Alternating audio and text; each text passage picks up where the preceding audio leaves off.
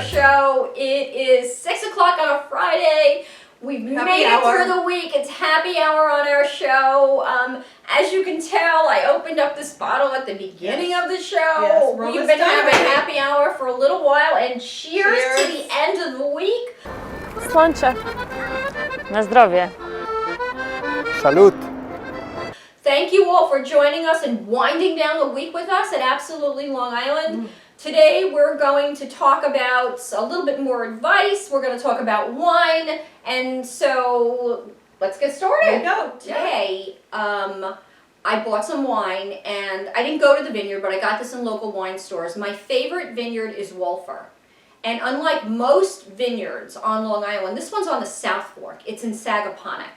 It's my favorite. It's called Wolfer, and so I got these 2 bottles of wine for us to try today. This is the classic summer in a bottle. Beautiful bottle. It does. It has a gorgeous bottle. This is the rosé version. I wanted to get the white version, but they were out of stock. So this is the rosé version. The bottle is intensely gorgeous, and for all of you women out there watching, you can easily reuse this bottle. You just need to put flowers in it. I know you have last year's version. Yeah, I have and flowers in it's that different like every year. Beautiful. And you can put flowers in it. It looks great on a table, very informal. Gorgeous. And put it in your kitchen. It's a beautiful bottle. Don't waste it. And then I bought another rosé because I figured we'd try rosés today. And this is the rosé table wine, also from Wolfer. So we're going to try these wines, and I wanted to give you a taste of this. Needless to say, this one is half empty. I had a little bit of a head start.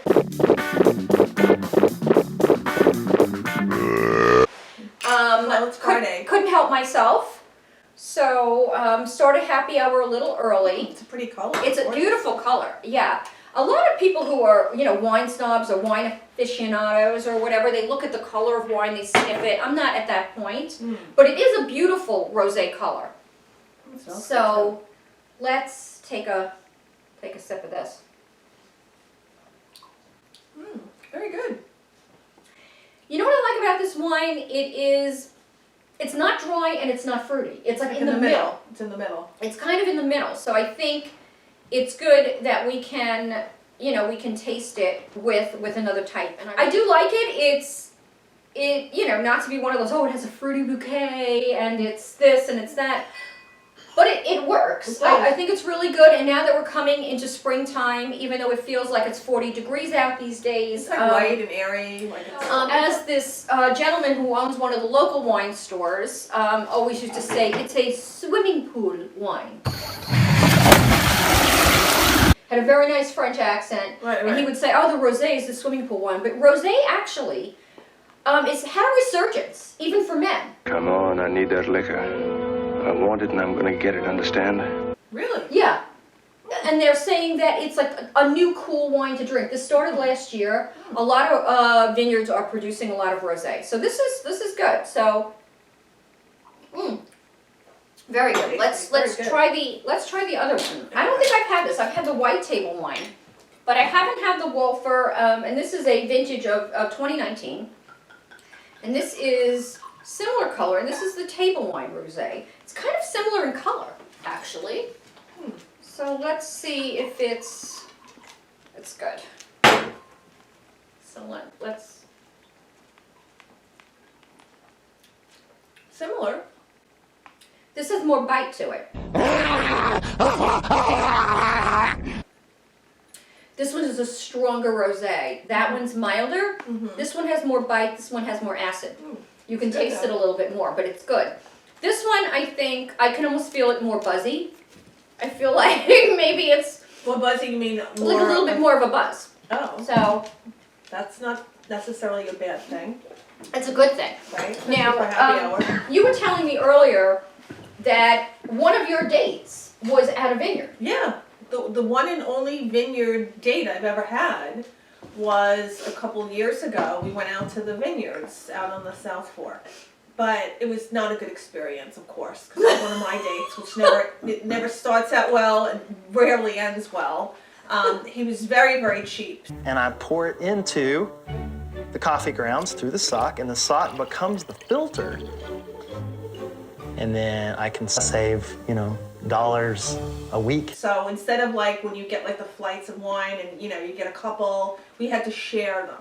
So he said they were expensive. They were like $8 for a flight. So That is cheap for a flight. Yeah. $8 for a flight? yeah, That's so nothing. he goes, we'll split it. So they gave you like a little shot glass, and I had to take one sip, and he had to take one sip. And that was it. And we did that for like, I don't know, 4 or 5. And everyone was eating cheese and crackers. I was offered nothing. I was famished and dizzy. By the time I got to the 5th winery, I was practically catatonic.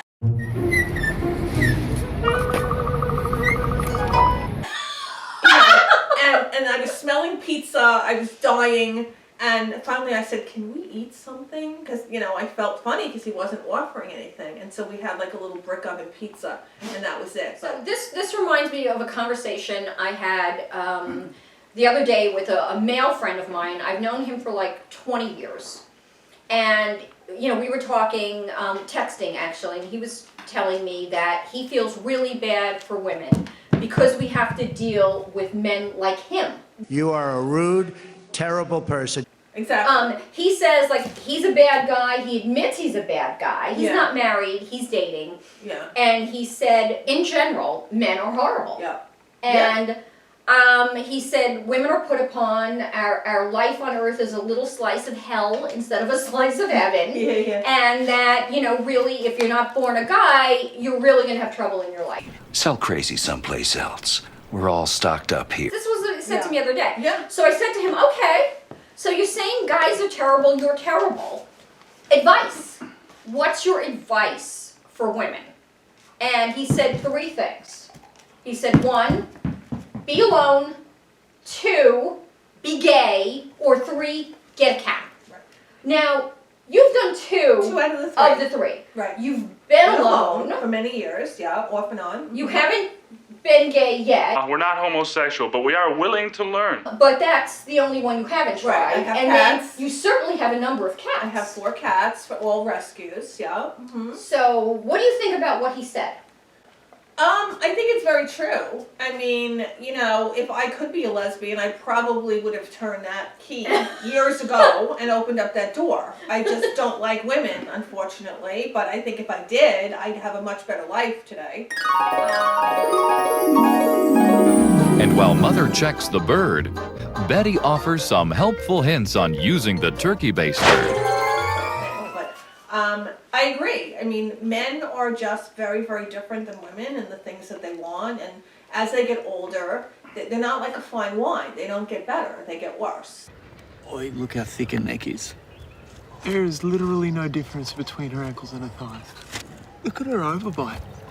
She's the most beautiful thing I've ever seen. So, they So they get corked, Yeah. in a sense. Yeah. Like, what do they say? Bad wine? Oh, it's turned, it's corked, Well, or I something always like say, that. like, men are like fruit. 'Cause you can't overlove your underwear. Like, and this is my experience, where you leave a banana out and it gets brown in a couple of days. Those are the dates that I have. So in the beginning, the date is great. And then the second date gets a little worse. The third date gets even worse. And So I you always go say, from yellow to tan to brown. to brown. Right. And then they get the flies around. Then you get like the fruit flies. So And that's, then you know it's gone under. yeah, then That's you throw what- it in the garbage. Then you open the pail and you're like, goddamn bananas with the fruit flies all over the kitchen. Then I throw it in the garbage. That's my experience with men. with dating. Yeah, So- they always say men are like fruit. They go bad in a couple of days. A couple of dates for me. So that's been my experience.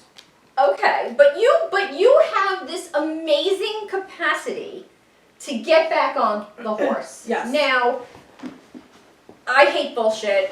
I have almost 0 tolerance for crap.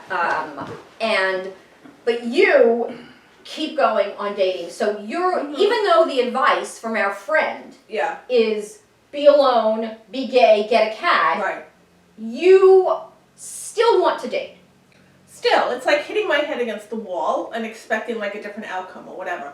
But I can't help it. I had a viciously bad marriage. I met my ex-husband when I was 29. I didn't know anything. Well, what would you do with a brain if you had one? So I never really had that great relationship. So I feel like, before you know, they shut the lights, basically, I would like to have a decent relationship. So, and I'm a Taurus, which is, we're stubborn. That's my sign. So, you know, we tend not to give up because, like, what's the alternative? I mean, I had a girlfriend of mine that gave up on men years ago when she turned like 55. She's now like in her early 60s. And she said, I don't need the aggravation. I don't need the shit. It never works out anyway. I'm happy being alone. And that's the alternative. You're happy being alone, like your friend said. And she also has a number of cats. And she's kind of happy, you know, So maybe he's got something going there. Now, your ex-husband, I think, is, everyone hates their ex. Pretty much they hate their exes. Pretty much. And usually after 20 years you hate your spouse as well. You are nothing but a piece of crap. I find you extremely ugly. I loathe you. It's just a normal. True. It's a normal thing. You know, in general, little things start to bother you. Yeah. The way they chew, the way they eat, if you can Yeah. hear them chew. Yeah.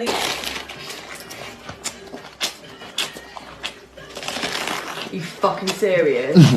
Who the fuck eats a fucking bowl of lettuce like that? I fucking hope you choke on it, you noisy bastard. You just want to club them sometimes, things like that. Yeah. Now, I know you used to live on the 47th floor when you lived in Manhattan. Mm-hmm. Were you tempted to throw him out? To push him over and just blame it on like he slipped?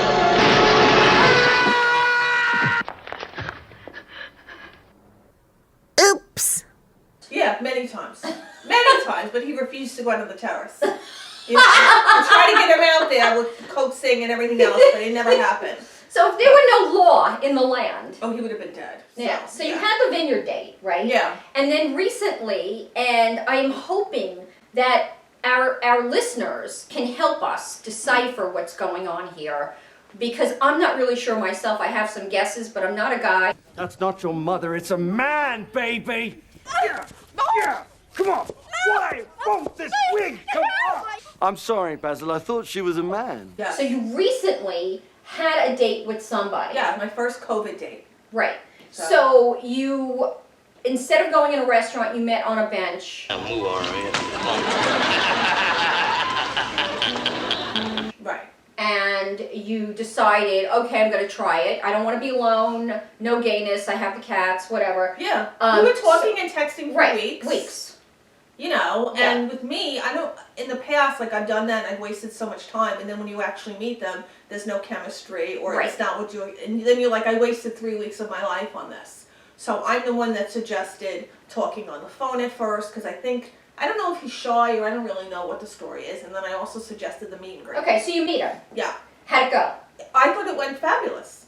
We met down by the water last week, and the conversation was fine. You know, he was very complimentary to me. Is that your purse? Yes. That's a nice purse. Thank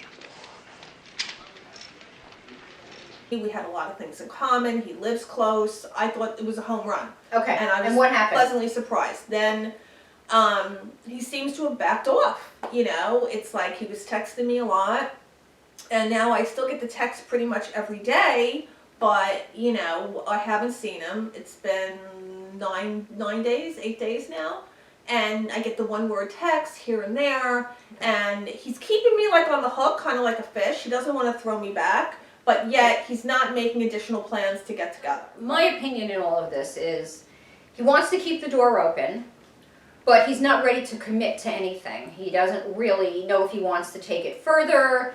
He feels that, you know, like you said, I'm keeping her on the hook a little bit. Maybe I'll reel in a little, let out a little, reel in a little, or whatever. I'm going to keep her on the hook because I don't know what I want to do.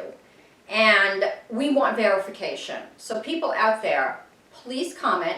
Yes. And let us know, what do you think? Especially the guys, because I know guys watch this channel. Give us some insight, for goodness sakes, because it's really hard to figure out the male mind. They won't stop coming back. They want more and more, and they can't be sated. Yeah, that's because you're not doing it right. If you do it good, they never come back. In my opinion, if a guy wants to get into a relationship, they'll pursue it. Hands down, they'll go into it and they'll pursue it. This doesn't seem to be happening. So I think We he's seem kind to of be like backing stalled. off. It's like the car kind of stalled, but now what happens is I get annoyed. Then I get upset. And I'm like, why did you say this to me? Why did you ask me out again on the first date? Why did you text me and tell me what a great time you had? And then you're not following up, asking me out for plans again. So then what happens is I kind of get pissed. So now if he's giving me a one-word answer via text, I'm giving him a one-word answer back. And then maybe he gets the impression that I'm no longer interested. So Right, it's kind so of like it could a be- slippery slope. It Like, is you a know, slippery slope, Yeah. and you wish that people would say something, but a lot of times they don't. So I think we're going to end this happy hour because we're just at about time. So we're going to enjoy our wonderful Long Island wine. Please comment down below. Let us know what you think. Are we correct? Please, we really want to know. We love the man's point of view, too. Yeah, want the man's point of view. If you want to be on the show, let us know that as well. We'd love to get a guy on the show. And we love that you joined us to wind down the week with us for our happy hour. We will see you next Friday at 6 for another show. And I'm going to demonstrate how a woman can be alone and plant their own plants in the yard, azaleas, bushes, shrubs, whatever. I know how to do it. I will show you how to do it. You don't need a guy to do this. Right. Don't think that, oh, there's a man in the house. So thank you for watching, and we will see you next week. Have a wonderful week ahead. Bye-bye. Cheers.